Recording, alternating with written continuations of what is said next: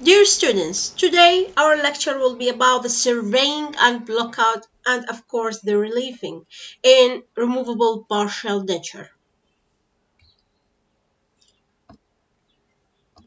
Starting with the terminologies. What is the dental surveyor? Surveying or the survey line. Dental surveyor, an instrument used in construction of removable partial denture to locate and delineate the contour and relative position of abutment teeth and associated structures. It also called barometer. Now, surveying is the process. So, it's the procedure or locating or delineating the contour and position of abutment teeth and associated structures before designing removable partial denture. While the survey line is a line drawn on tooth or teeth by means of dental surveyor for purpose of determining the position of the various parts of a clasp. Now, the types of dental surveyor, we have Ney surveyor and Chelinko surveyor. The most widely used surveyor are Ney and Chelinko, of course. The Ney surveyor is more widely used because of its simplicity and durability. Now, the differences between Ney and Chelinko surveyor. The horizontal arm swivels in Chelinko, whereas fixed in Ney surveyor, as you can notice in the right and the left images. The objective of this feature is to permit freedom of movement of the arm in horizontal plane rather than to depend entirely on the horizontal movement of the cast. Also, the vertical arm of the knee retained by friction with infixed bearing. In contrast, the vertical arm on Chelinko surveyor is spring mounted and it returned to the top position when it released. The Chelinko surveying arm is spring loaded while the surveying arm is positioned by locking device. The carbon marker, for example, is circular in cross-section in Ney surveyor and triangular in cross-section Chelinko surveyor, as we can notice in the left image in this slide. Now, the Ney surveyor has a circular beaded undercut gauge, while Chelinko surveyor has a fan-shaped bead with each wing. Now, the parts of the dental surveyor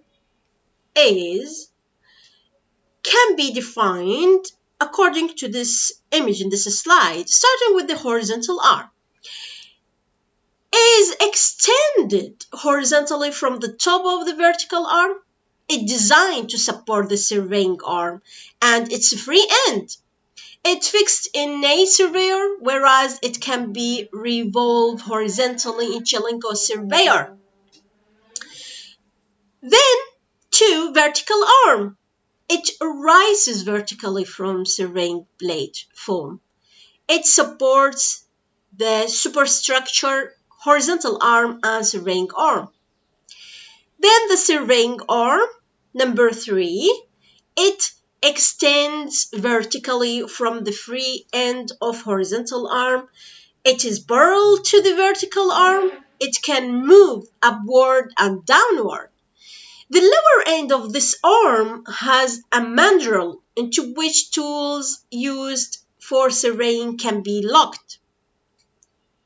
Number 4, the surveying table. The surveying platform or surveying table. It is metal plate parallel to the floor where cast holder can be placed. It forms the base of the surveyor onto which other components are attached and supported. And The cast holder. The cast holder, it is a stand place over the surveying platform. The cast locked in any position on the table with the help of locking device, or sometimes they're using magnetic as well. And six, the surveying tools. These surveying tools, we will discuss the surveying tools and the function of them in terms of the subsequent use. These are tools attached to the mandrel of surveying arm and used for surveying. Starting with the analyzing rod, metal rod placed against the teeth and ridges to identify undercut area and to determine the parallelism of surfaces without marking the cast. While the undercut gauge,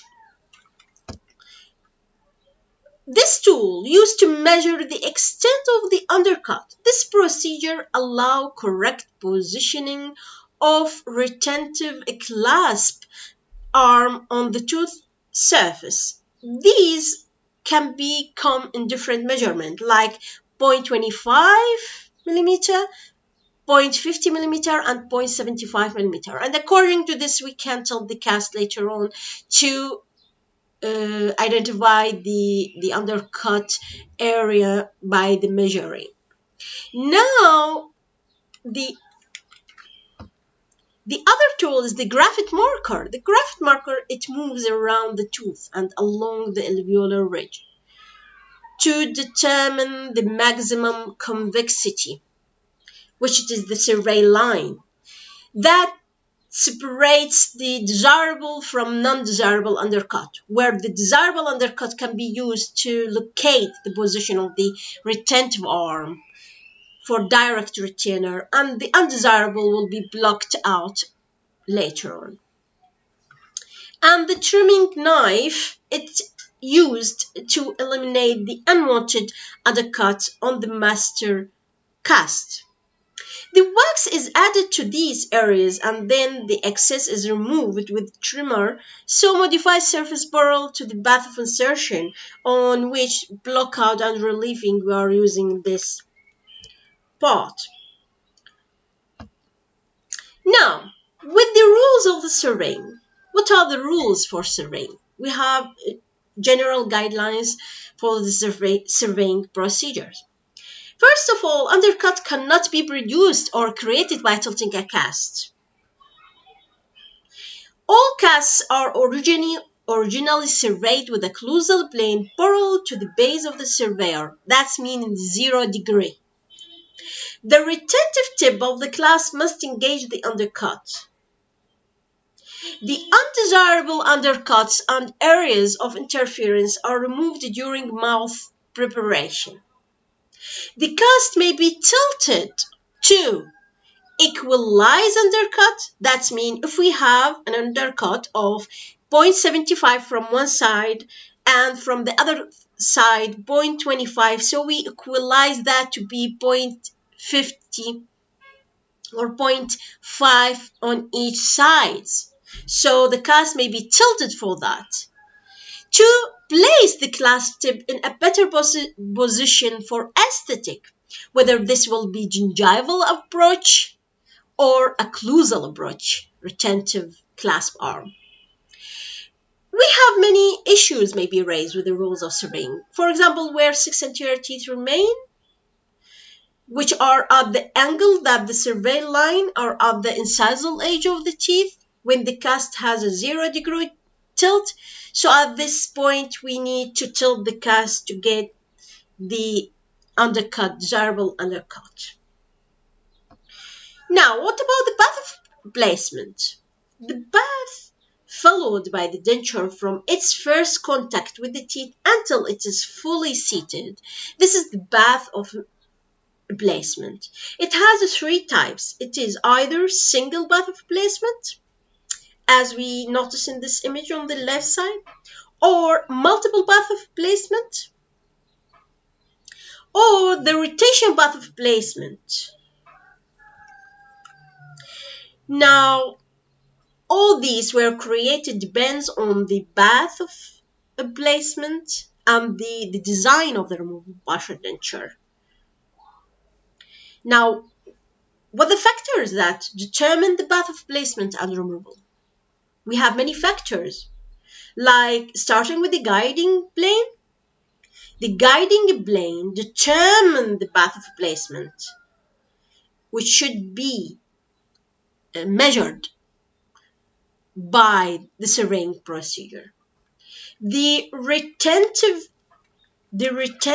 areas, whether this is an occlusal approach or gingival approach.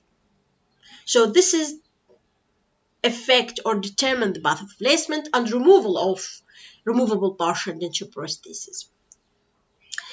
And also the interference. If we have an adjacent abutment, natural teeth, and the interference with the adjacent teeth, as we notice in this image, between the two premolars, this will be different according to the design of the removable partial restoration. And of course, the aesthetic. It is essential to have an aesthetic approach regarding the determining the path placement and removal. Now, with the purposes of the surveying, why we are doing surveying for removable partial denture, or many when we have different prostheses need surveying. First of all, surveying, the purpose is to surveying the diagnostic cast, to recontouring abutment teeth on the diagnostic cast. The contouring of the wax pattern. Also, to measure the depth of the undercut. It is essential this with all the diagnostic cast, because before starting the treatment plan, we need to have a diagnostic cast determining all the factors that affect the designing of removable partial prosthesis. Surveying, for example, surveying ceramic veneering crown, placing intraoral retainer in terms of intracoronal attachment. So we need to survey the cast, the diagnostic cast.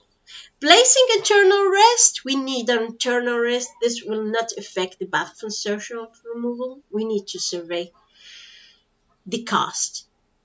And also surveying and block out the master cast, which later on we will duplicate it with a refractory material to waxing on the surface to prepare for cobalt chromium removable partial denture. We have several important principles must be remained in mind when surveying the diagnostic cast. The removable partial denture will not stress the abutment beyond their psychological tolerance. That means we should eliminate or do not use the abutment that psychologically within the psychological of the patient to be included within the design. Easily placed and removable by the patient. It will be retained against reasonable dislodging force, and it will not create unfavorable appearance.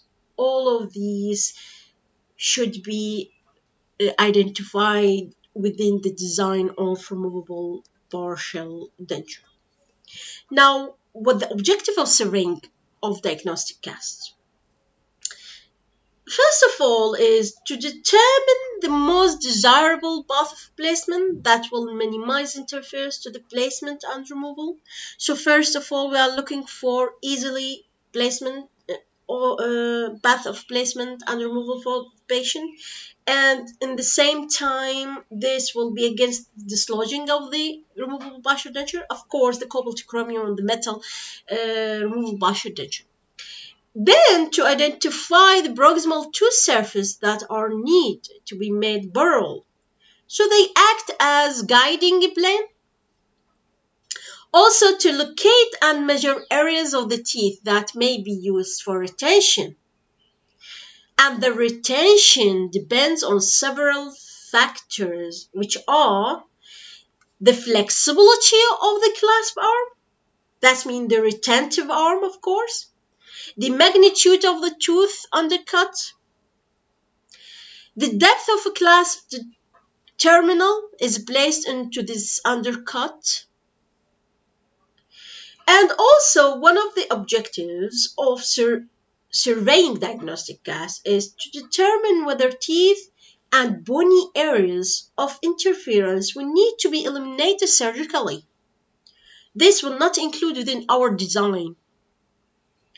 To determine the most suitable path of placement that will permit retainer and artificial teeth to provide the best aesthetic advantage.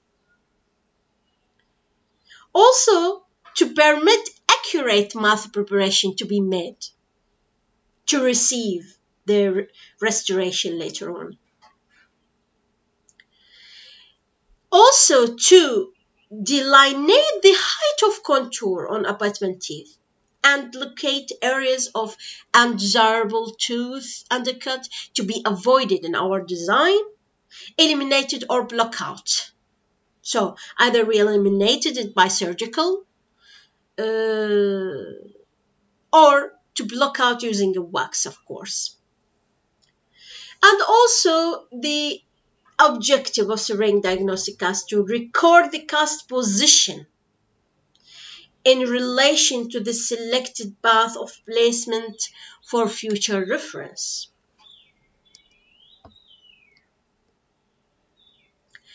Now, what the step-by-step procedure in surveying the diagnostic cast? How the technician can deal with the step-by-step procedure surveying? First of all, the practitioner or the dental technician attach the cast to the adjustable table by means of clamp provided within the surveyor, okay? Then position the adjustable table so that the occlusal surface of the teeth is approximately parallel to the platform. This is the 0 degree that we are looking for.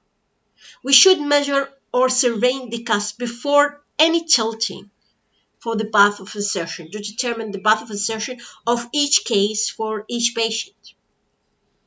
The recommended method for manipulating the dental surveyor is the right hand on the horizontal arm of the surveyor, and fingers are used as illustrated to raise and lower the vertical shaft in its spindle, while the left hand holding the cast on adjustable table slide horizontally on the platform in relation to the vertical arm. Right hand must be used to loosen and tighten the tilting mechanism as suitable anterior, posterior and lateral tilt of the cast in relation to the surveyor. Then determining the guide plane in terms of contact the proximal tooth surface with surveyor blades or diagnostic stylus. Then alter the cast position posteriorly until these proximal surfaces are in as close to parallel relation to one another as possible.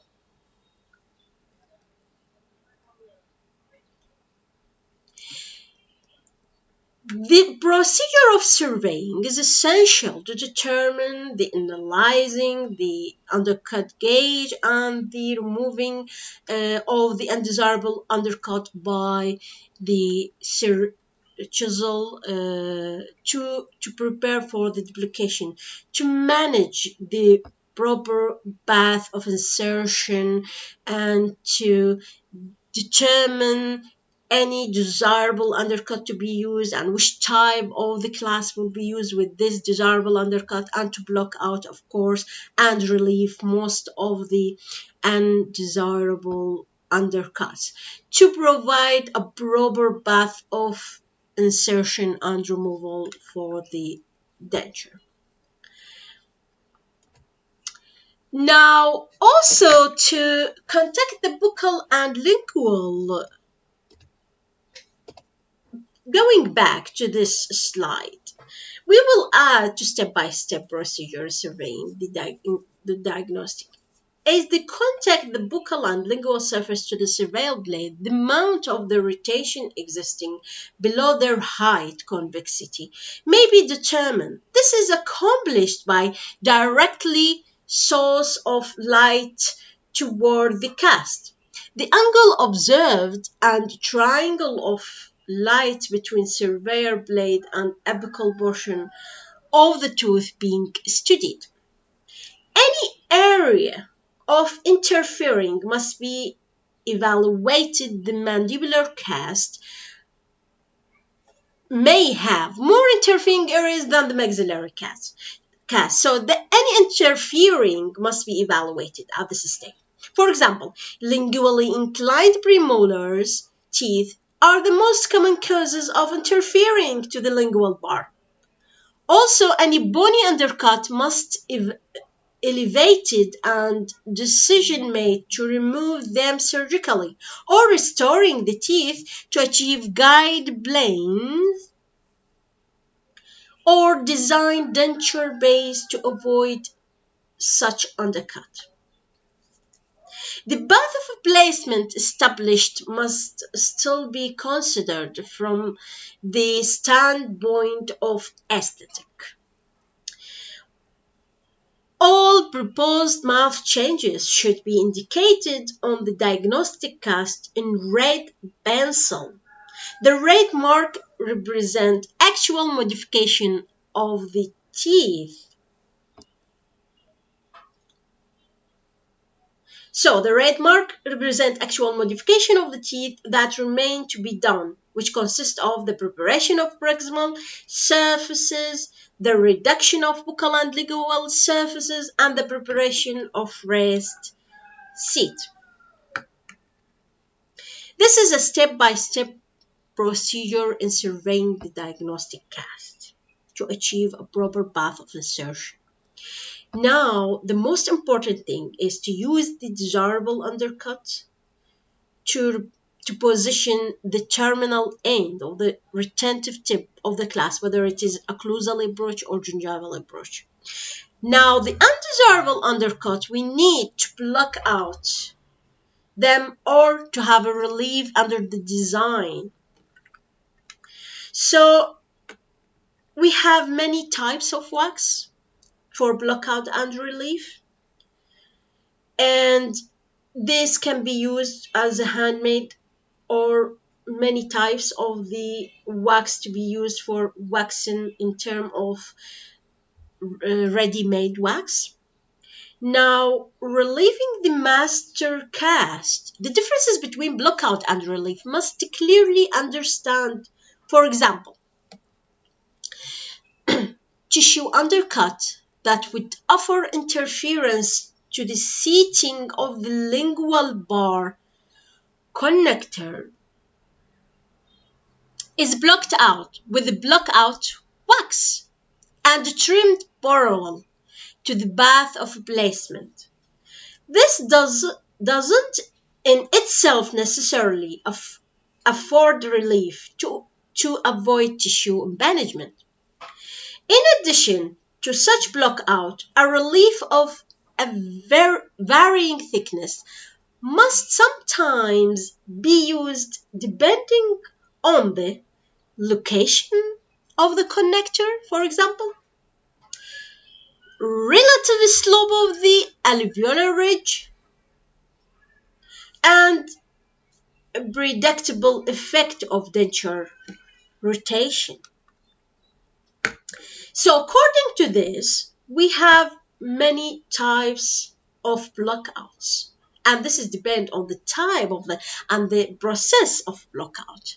So we have a burrow blockout, arbitrary blockout, and shape blockout. So what the differences between all these types of blockouts when we are planning to prepare master casts to be duplicate to create a metal removable partial denture prosthesis. Starting with the burl blockout. The site of this type, it could be beneath all minor connectors, tissue undercut to be crossed by rigid connector, or proximal tooth surface to be used as guide plane, so it should be burl with no interference. Tissue undercut to be crossed by the origin of bar clasp, that's in RBI system with the gingival approach clasp, or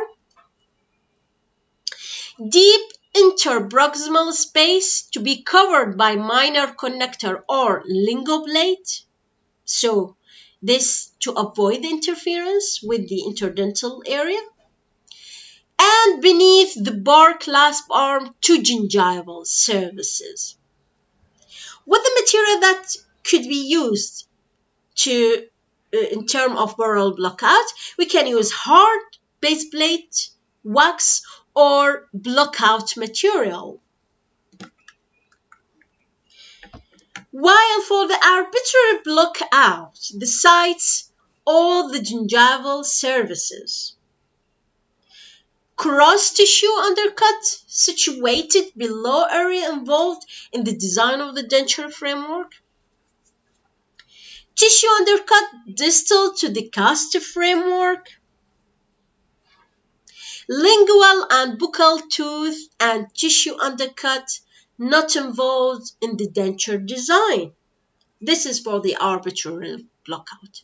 And the material can be used hard base plate wax or oil-based clay to block the arbitrary areas.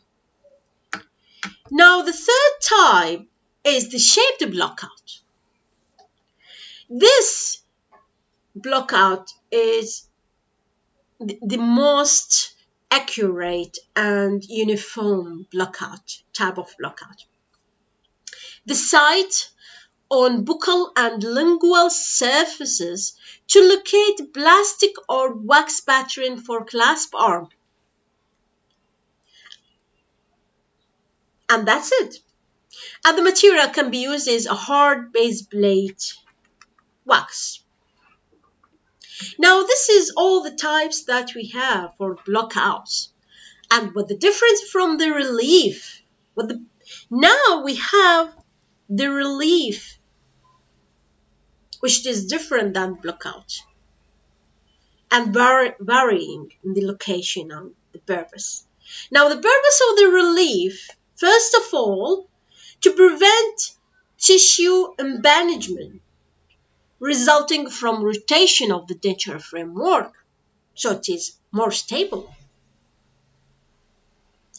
To prevent abrasion of the cast, so the wax pattern will be smooth when we adapt it over the surface. Create space for the acrylic beneath the retentive ladder.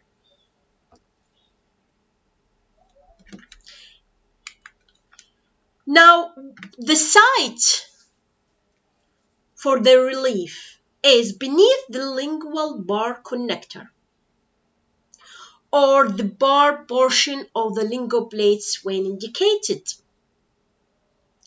Areas in which major connector will contact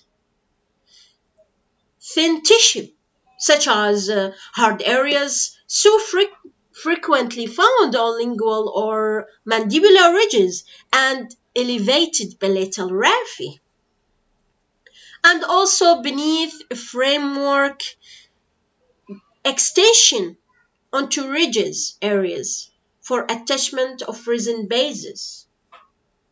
And of course, we do not forget the holes which is used as a stoppers in term of free end, long free end extension. And the materials used for the relief is hard base plate wax, Adhesive wax well adapted and sealed to the cast beyond the involved area.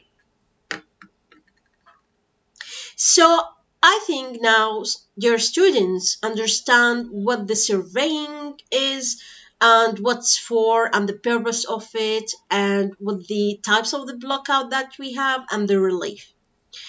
The quiz for the next week will be what are the types of a blockout and determine the difference between them in terms of site and the form as well. The references appear in this slide for you for future referee. And thank you for your attention, dear students, and good luck for the next lecture.